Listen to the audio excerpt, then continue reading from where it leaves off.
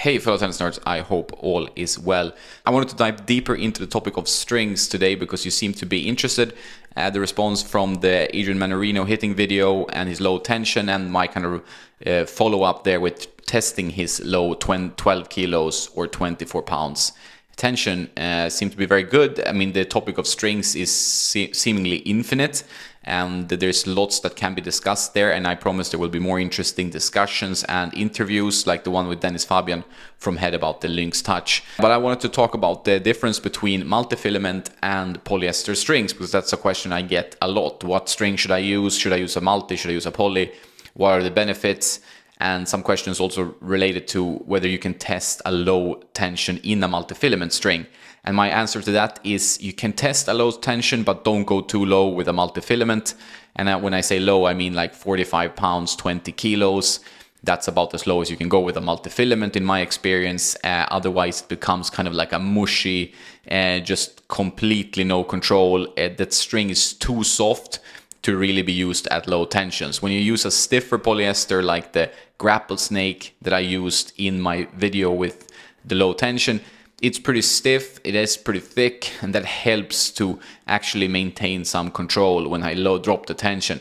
If I, for example, used a Solinco Hyper G Soft, which is a softer string that I like in a 120 gauge, and I try that tension, I don't think I'd be able to control it for very long. That string is just a bit too soft to be used at that low tensions. You also have to think about the string you use. So using a multifilament, which is a much softer string than a monofilament, which is the same as a polyester string, you're gonna get no control whatsoever. So if you want to go really low in tension, use a polyester string, preferably a little bit of a stiffer one unless you have arm issues.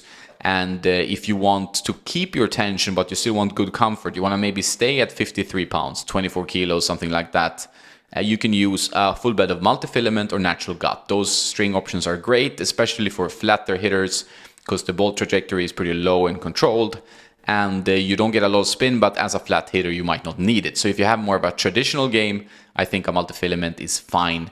There are many good multifilaments today to use. There are controlled ones like the Technifiber Triax or Head Velocity MLT, but also very soft ones like, for example, the Yonex Rexis Comfort, and other kind of softer strings like Wilson Sensation or the Wilson NXT Comfort, for example. So when you see the word comfort around the string, it usually means that the string is pretty soft. And when I'm saying soft versus stiff strings, you can actually see a measurement of that on Tennis Warehouse University, which is a good website. Not as good as Tennis Nerd, obviously, but it's a good website.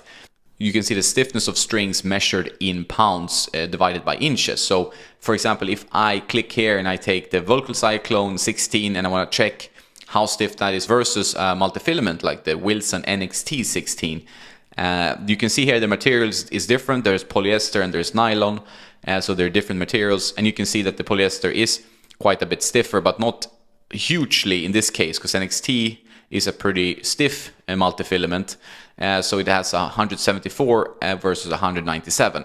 But as you can see here, the tension loss is the big difference. You see that the poly drops tension much faster. 48% tension loss, really quick tension loss there versus 20%. So that makes a big difference. But you can also see that the spin potential with the Cyclone is much greater, 6.2 versus 3.9. And you get more power with the NXT. It has a 94% energy return versus 84 for a Cyclone, which is still not bad for a polyester. So here you can actually check different strings. You can take a really dead and stiff poly versus a multifilament string, and you can definitely see the different characteristics. And these things actually make sense when you play with them. I've played with a lot of these polys that are measured here, and they do make sense, the numbers you see here, also from just like a human interaction with the string.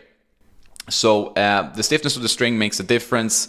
And if you're going to use really low tensions, I definitely recommend generally stiffer strings, not to get a too soft, mushy string where you don't feel anything at all. But so what are the main differences between a multifilament string setup and a poly string setup? I play with both from time to time, obviously testing, but also use like an iPrestige MP, an old great racket that are used by several pros from 2001. I use that with a multifilament. I don't even know the brand or much about it because it was in the racket when I bought it used, but it still plays great. nice control, obviously a flat trajectory, and it's gonna fray. That's what happens with multifilament. They start fraying a bit, similar to natural gut, and they will break quicker, so they have less durability than the poly strings. They do hold tension better though, so the tension remains until they break pretty much. I mean, just a slight drop, but not much, compared to a poly that drops very, very rapidly. So that's good to keep in mind, that the elasticity of a poly starts dropping really quickly, and you have to understand that a polyester string can go dead. You can keep it for years in the racket, probably, if you're not a string breaker, you're not bending the string, but it's gonna put some bad impact on your arm using a dead poly, because there's nothing, no give in the string left. And I would really recommend you, if you don't want to restring a lot and if you don't break strings, use a multifilament or a natural gut.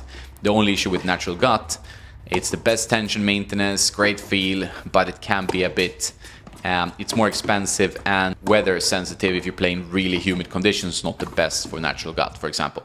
But multifilaments are softer, more comfortable on the arm, they give you more power, they do offer less spin, so you're not going to get that snapback when the multifilament string moves.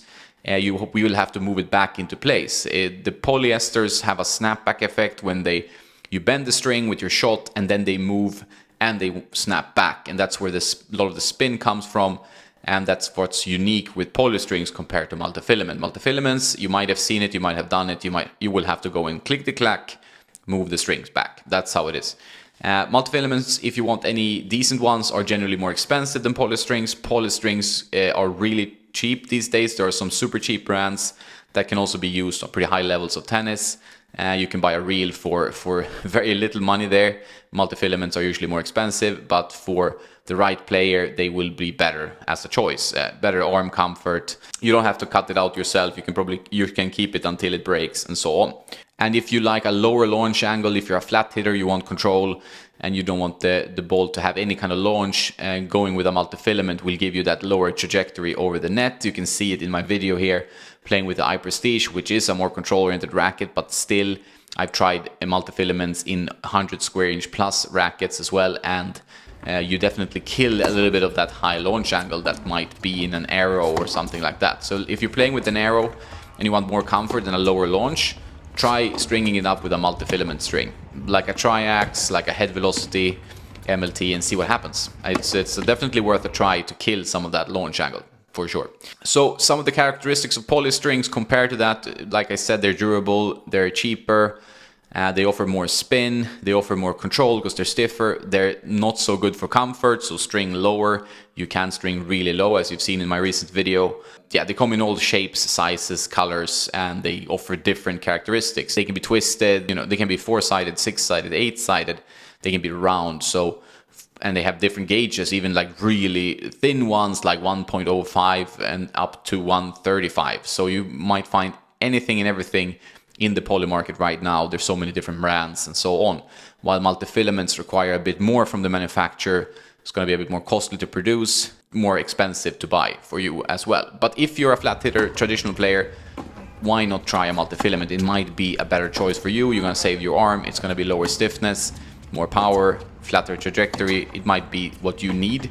If you're a big hitter and you're breaking strings, don't think about multifilaments, go for a poly, and maybe to save your arm over time, go for a lower tension if you can, or get adjusted to it, but I wouldn't consider a multifilament. And if you want something in between, you want good feel, like the pros, like Novak, Federer, Murray, they all use a hybrid with natural gut. That's a premium setup that gives you a little bit of both worlds, like a nice softer feel from the gut, with some good power, but then some more control and spin from the poly. But it's an expensive setup. So there you have some pointers of what kind of string you should use. You also need to factor in your playing style, playing level. If you have any injuries, like I said, don't go for polys if you have injuries, or go super low in tension.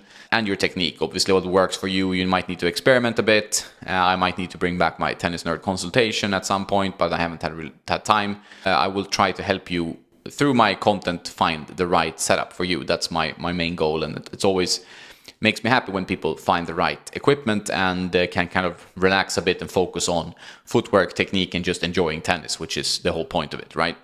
So that's it for this one. Some differences between multi and poly and what you should think about with these different options there are on the market. I'm keen to hear now what content you would like to see coming up.